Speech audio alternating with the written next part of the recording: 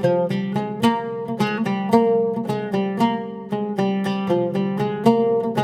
இன்னைக்கு உருளைக்கிழங்கு வச்சு சமோசா எப்படி பண்ணுறதுன்னு பார்க்க போகிறோம்.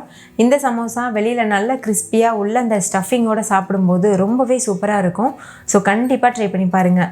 ஈவினிங் டைமில் டீ கூடலாம் வச்சு சாப்பிட்றதுக்கு ஒரு பக்காவான ஸ்நாக் ரெசிபியாக இருக்கும். ஹாய் ஃப்ரெண்ட்ஸ், வணக்கம். என் பேர் Abhi. Welcome to Indian recipes Tamil.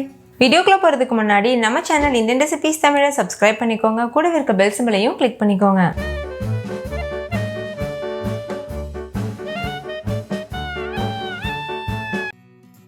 First இந்த ரெசிபி பண்ணுறதுக்கு ஒரு மிக்சிங் பவுல் எடுத்துக்கோங்க. அதில் 3 கப் அளவுக்கு மைதா மாவு சேர்த்துக்கோங்க. நீங்கள் மைதாவுக்கு பதிலாக கோதுமை மாவு கூட யூஸ் பண்ணலாம். அப்படி இல்லைன்னா பாதி மைதா பாதி கோதுமை மாவு அப்படி கூட யூஸ் பண்ணிக்கலாம். நான் இன்றைக்கி கடைகளில் செய்கிறது போல் இருக்கணுன்றதுக்காக முழுமையாக மைதாவில் செஞ்சுருக்கேன். இது கூட 1.5 டீஸ்பூன் அளவுக்கு உப்பு சேர்த்துக்கோங்க. 1 டீஸ்பூன் ஓமத்தை கையில் இந்த மாதிரி நசுக்கிட்டு சேர்த்துக்கோங்க. அப்போ அதோட ஃப்ளேவர் நல்லாயிருக்கும். சேர்த்துட்டு இது எல்லாத்தையும் நல்லா கலந்துக்கோங்க. இப்போ இது கூட 1/4 கப் அளவுக்கு நெய் சேர்த்துக்கோங்க. சேர்த்துட்டு நல்லா இந்த மாதிரி கலந்துக்கோங்க.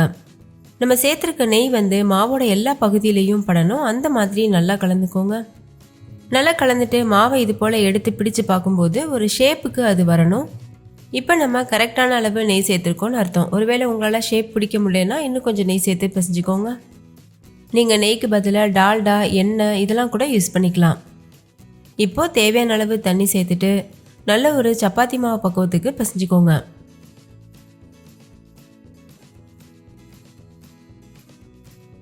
இது போல் மாவு ஒன்று சேர்ந்து வந்ததுக்கப்புறமா நம்ம இந்த மாதிரி இடி உரல் வச்சுருப்போம்ல, அது வச்சுட்டு இது போல் இடிச்சுக்கோங்க. அப்போ மாவு நல்லா இன்னுமே சாஃப்டாகும். ஒருவேளை உங்ககிட்ட இந்த மாதிரி எதுவும் உரல் இல்லைன்னா நீங்கள் கை வச்சே கூட மாவு நல்லா பிசைஞ்சிக்கலாம். இது போல் பண்ணும்போது நம்மளுக்கு ஈஸியாக வேலை முடியும். கிட்டத்தட்ட 10லேருந்து 15 நிமிஷத்துக்கு நல்லா இந்த மாதிரி அடித்து பிசைஞ்சிக்கணும். அப்போ தான் சாஃப்டான மாவு கிடைக்கும். அப்போ தான் சமோசா நல்லா மொறுமொறுவாக இருக்கும். இப்போ பாருங்கள், மாவு நல்லா சாஃப்டாக இருக்குது. மூடி போட்டு மூடிட்டு ஒரு 2 மணி நேரத்துக்கு அப்படியே ஊற வச்சுருங்க. இது ஒரு ஓரமாக இருக்கட்டும். அடுத்து நம்ம ஸ்டஃபிங் தயார் பண்ண ஆரம்பிச்சிடலாம். அதுக்கு நான் இன்றைக்கி 5 உருளைக்கிழங்கு எடுத்து 4 விசில் வச்சு குக்கரில் வேக வச்சு வச்சுருக்கேன். வேக வச்ச உருளைக்கிழங்க தோல் உரிச்சிட்டு கை வச்சு நல்லா மசிச்சு இந்த மாதிரி எடுத்துக்கோங்க. இந்த அளவுக்கு நல்லா சாஃப்டாக மசிச்சுக்கோங்க. இது கூட 1/4 டீஸ்பூன் மஞ்சள் தூள் சேர்த்துக்கோங்க. கூடவே 1 டீஸ்பூன் கரம் மசாலா, 1/2 டீஸ்பூன் சீரகத்தூள் சேர்த்துக்கோங்க. அடுத்து 1 டீஸ்பூன் அளவுக்கு மிளகாத்தூளும் சேர்த்துக்கோங்க. நீங்கள் உங்கள் காரத்திற்கு தகுந்த மாதிரி மிளகாத்தூள் அதிகமாகவோ குறைவாகவோ சேர்த்துக்கலாம். தேவையான அளவு உப்பு சேர்த்துட்டு 2 பச்சை மிளகாய் கட் பண்ணி சேர்த்துக்கோங்க. கூடவே 1 கைப்பிடி அளவு கொத்தமல்லி இலையை பொடியாக கட் பண்ணிவிட்டு சேர்த்துக்கோங்க. சேர்த்துட்டு இந்த மாதிரி நல்லா கலந்துக்கோங்க. சப்பாத்திக்கு மாவு பிசைவோம்ல, அந்த மாதிரி நல்லா இது போல் பிசைஞ்சிக்கோங்க. அப்போ தான் நம்ம சேர்த்துருக்க உப்பு மசாலாலாம் எல்லா இடத்துலையும் படும். இதை நம்ம அப்படியே பிசைஞ்சு செய்கிறதுனால டேஸ்ட் பச்சை வாசனை அடிக்கும்னு யோசிப்பீங்க. கண்டிப்பாக அப்படிலாம் இருக்காது. ஏன்னா நம்ம எண்ணெயில் பொரிக்கும் போதே இந்த ஸ்டஃபிங்கும் சேர்ந்து வெந்துடும். அதனால் நீங்கள் இதை எண்ணெயில் வதக்கிட்டு தான் ஸ்டஃபிங் பண்ணணும்னு அவசியம் இல்லை. இந்த மாதிரி ஈஸியான மெத்தடில் கூட நம்ம ஸ்டஃபிங் பண்ணிடலாம். அவ்வளோதான், ஸ்டஃபிங் தயாராகிருச்சு. இப்போ இது ஒரு ஓரமாக இருக்கட்டும். இன்னொரு பக்கம் மாவு 2 மணி நேரம் நல்லா ஊறி இருக்குது. எந்த அளவுக்கு சாஃப்டாக இருக்குது பாருங்கள். ஒரு டைம் நல்லா இந்த மாதிரி பிசைஞ்சிக்கோங்க. அப்போ தான் மாவு நல்லா செட் ஆகிட்டு வரும். இப்போ மாவு ஸ்டஃபிங் எல்லாமே தயாராக இருக்குது. இப்போ இந்த மாவை 2ஆக பிரிச்சுக்கோங்க. இப்போ இதை இந்த மாதிரி ரோல் பண்ணிவிட்டு சின்ன சின்ன உருண்டைகளாக பிரித்து வச்சுருங்க. உருண்டைகள் ஒரே சைஸில் இருக்க மாதிரி பார்த்துக்கோங்க. இந்த மாதிரி கட் பண்ணிவிட்டு நம்ம சின்ன சின்னதாக உருண்டை உருட்டிட்டு வச்சிடலாம். இதே போல் மீதற்கு எல்லா மாவுலையும் உருண்டைகள் உருட்டி வச்சுருங்க. இப்போ ஒரு உருண்டை எடுத்து இந்த மாதிரி வச்சுட்டு நம்ம பூரிக்கு தேய்ப்போம்ல, அந்த மாதிரி தேய்ச்சிக்கணும். ரவுண்ட் ஷேப்பில் இருக்கக்கூடாது, ஓவல் ஷேப்பில் தேய்ச்சிக்கோங்க. நீங்கள் வரமாவு எதுவும் தூவ தேவையில்லை. நம்ம இதில் நெய் சேர்த்து தான் மாவு பசைஞ்சிருக்கோம்ல, அதனால் இது அப்படி தேய்க்கிறதுக்கே ஈஸியாக வரும். பாருங்கள், ஓவல் ஷேப்பில் தேய்ச்சாச்சு. இப்போ இதை கத்தி வச்சுட்டு இந்த மாதிரி 2ஆக கட் பண்ணிக்கோங்க.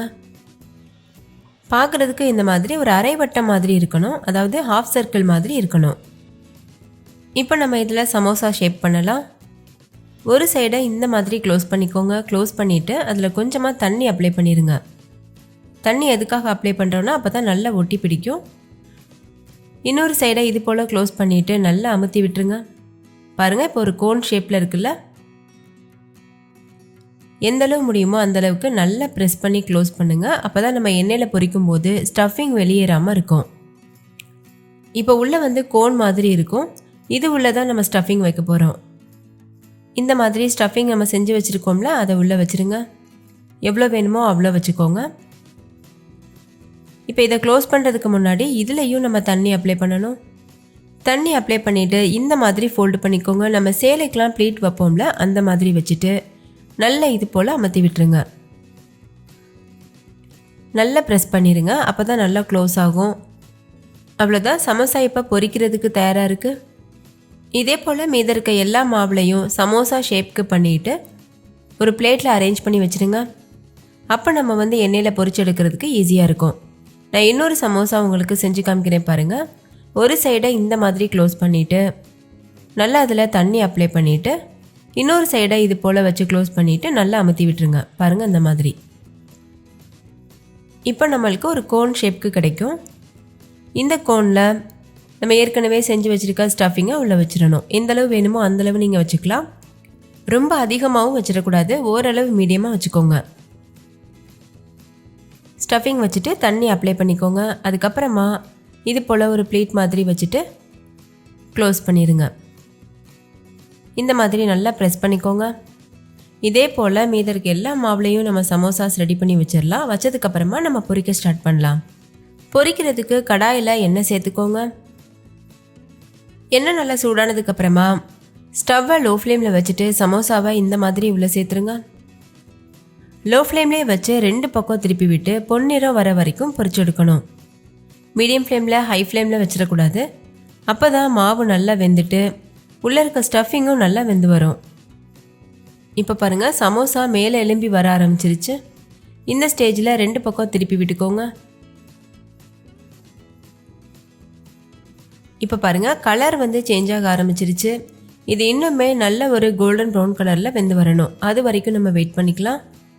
எல்லா பக்கமும் ஒரே கலரில் இருக்கணும். அதுக்காக இடையிடையில் இது போல் டர்ன் பண்ணிகிட்டே இருக்கணும். இப்போ பாருங்கள், எண்ணெயோட சலசலப்பு தன்மையெல்லாம் அடங்கிட்டு நல்ல ஒரு கோல்டன் ப்ரௌன் கலரில் சமோசா வெந்து வந்திருக்கு. பார்க்கும்போதே தெரியுதுல எவ்வளோ கிறிஸ்பியாக இருக்குன்னு. இதை இப்போ நம்ம வெளியில் எடுத்துகிட்டு சர்வ் பண்ணிடலாம். நீங்கள் இது கூட கொத்தமல்லி சட்னி அப்படி இல்லைன்னா டொமேட்டோ கெச்சப்லாம் வச்சு சர்வ் பண்ணலாம். ரொம்பவே டேஸ்டியாக இருக்கும். இதே போல் மீத இருக்க எல்லா மாவுலையும் சமோசா பண்ணி எடுத்துடலாம். நம்ம இன்றைக்கி 3 கப் அளவு மைதா மாவு எடுத்திருந்தோம்ல, அதுக்கு எனக்கு 40 கிட்ட சமோசா கிடச்சிருக்கு இந்த சைஸில்.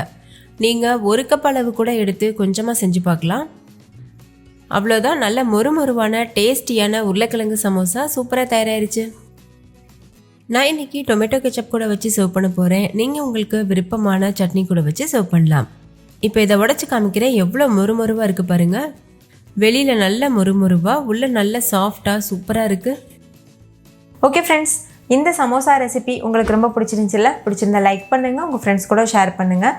நீங்களும் செஞ்சு பார்த்துட்டு இதோட டேஸ்ட் எப்படி இருந்ததுன்னு கமெண்ட்டில் சொல்லுங்கள். தேங்க்யூ, பாய்.